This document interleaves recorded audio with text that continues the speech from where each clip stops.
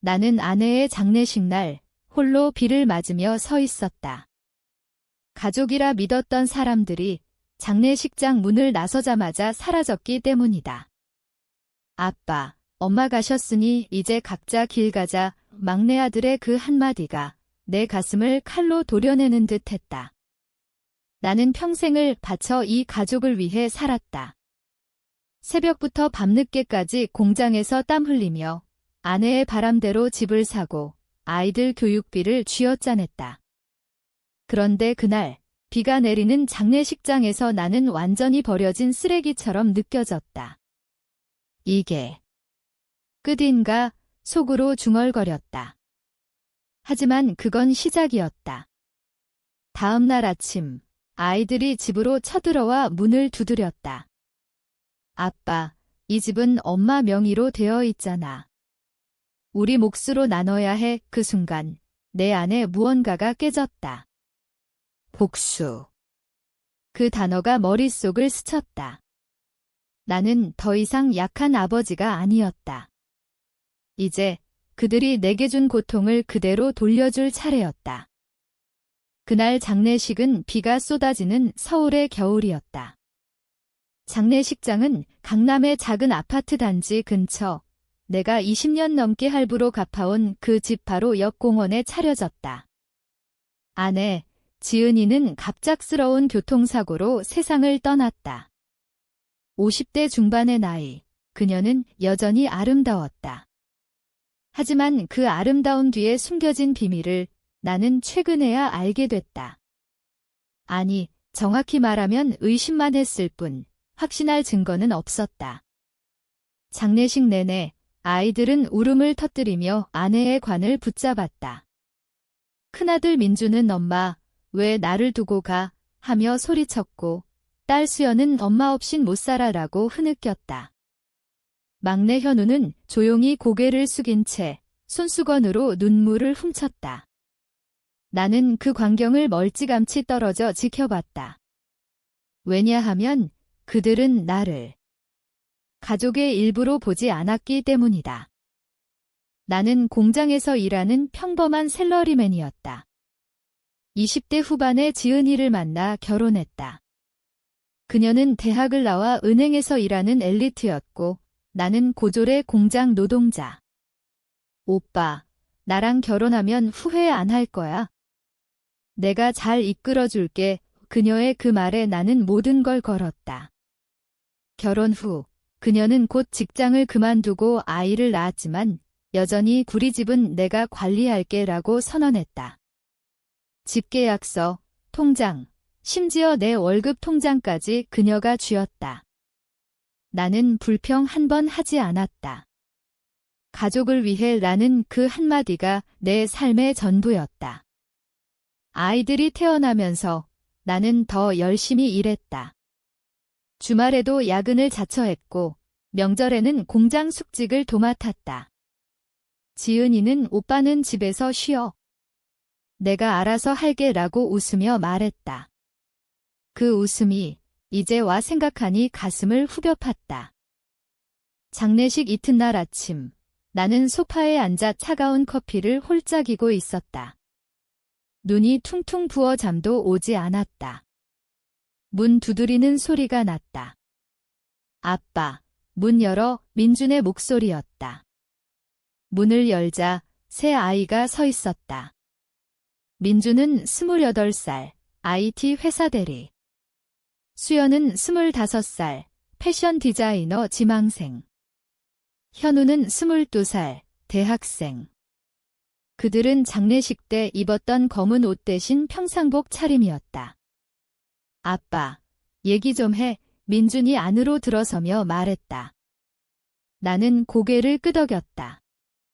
거실에 앉자 민준이 서류 봉투를 테이블에 놓았다. 이게 뭐야? 내가 물었다. 엄마 명의로 된 집 문서야. 사고 후에 확인했어. 아빠 이름은 없네. 그의 말에 내 손이 떨렸다. 그래서 나는 목소리를 가다듬으며 물었다. 수연이 끼어들었다. 아빠, 우리는 각자 살아야 해. 엄마가 남긴 유산, 공평하게 나누자. 이 집은 엄마가 샀으니까 공평하게? 그 단어가 웃겼다. 이 집은 내가 매달 할부를 갚아온 곳이다. 지은이가 명의를 내 이름으로 할게. 세금 유리하니까 라고 해서 동의한 거였다.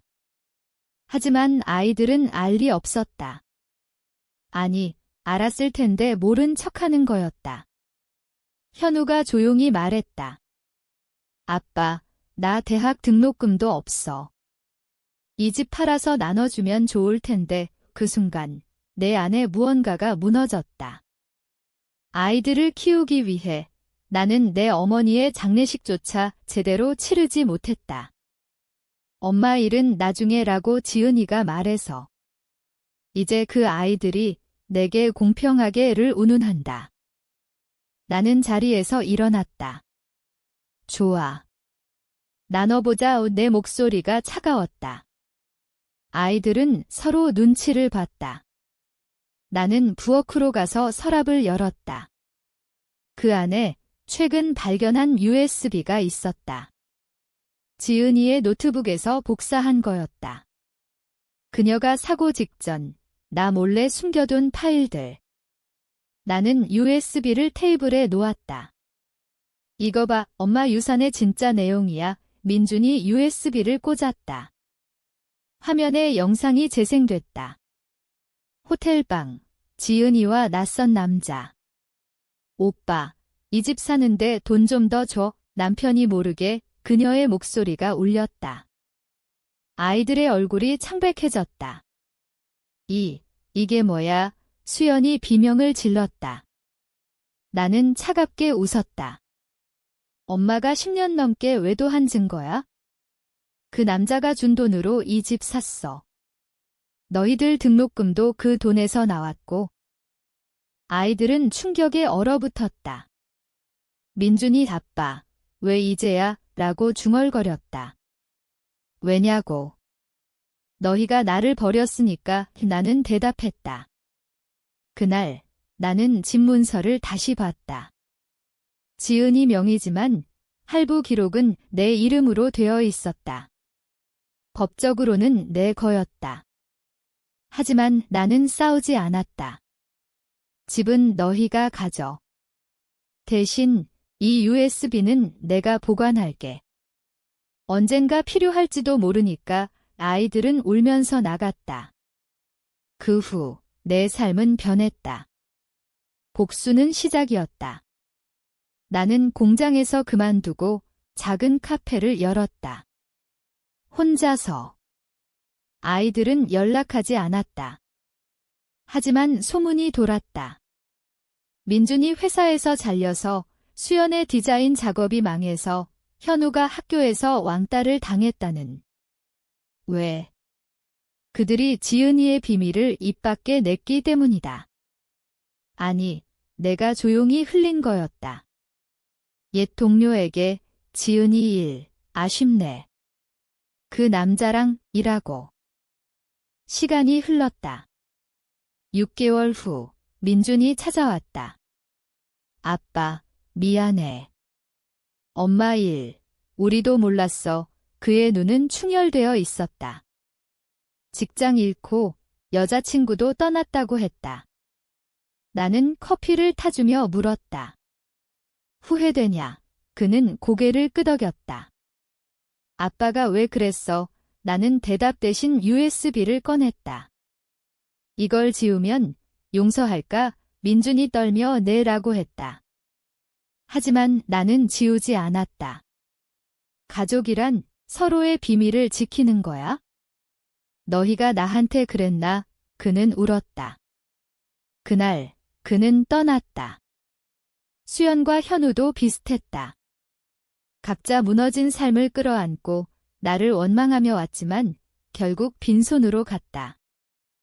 나는 카페에서 창밖을 봤다. 비가 다시 내리기 시작했다. 그 비가 장례식 날의 그 비처럼 느껴졌다. 복수는 달콤하지 않았다. 오히려 텅 빈 가슴을 더 키웠다. 하지만 적어도 나는 더 이상 속지 않았다. 아이들은 이제 나를 잡바가 아닌 원수로 봤지만 그게 나쁜가? 적어도 진실이었다. 나는 혼자서도 살 수 있었다. 지은이의 빈자리를 메우는 대신 내 삶을 되찾았다. 작은 카페에서 낯선 손님들의 이야기를 듣는 게 이제 내 일상이다. 하지만 그 복수의 끝은 아직 멀었다. 수연이 다시 왔다. 패션쇼가 망한 후 그녀는 모델 일을 하다 다쳤다고 했다. 아빠, 도와줘.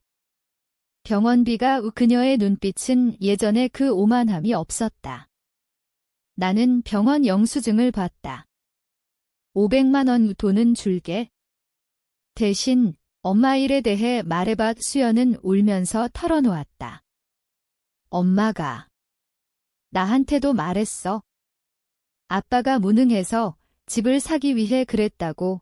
그 말에 내 가슴이 철렁 내려앉았다. 지은이가 아이들에게 나를 그렇게 가르쳤단 말인가? 너희 엄마는 나를 사랑하지 않았어. 그냥 이용했을 뿐. 나는 말했다. 수연은 그럴 리 없어 라고 소리쳤지만 눈빛은 흔들렸다. 나는 돈을 주고 그녀를 보냈다. 하지만 그날 밤 나는 지은이의 일기를 다시 읽었다. 숨겨진 서랍에서 나온 그 일기.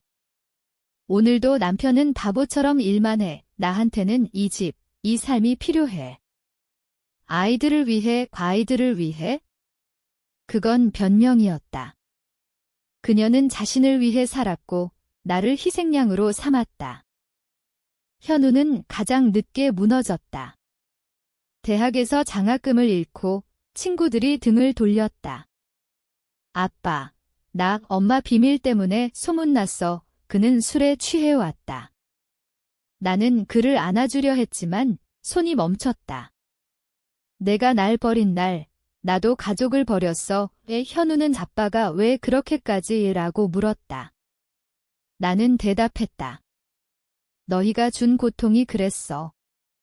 장례식 날 비 맞으며 서 있던 나를 봤어.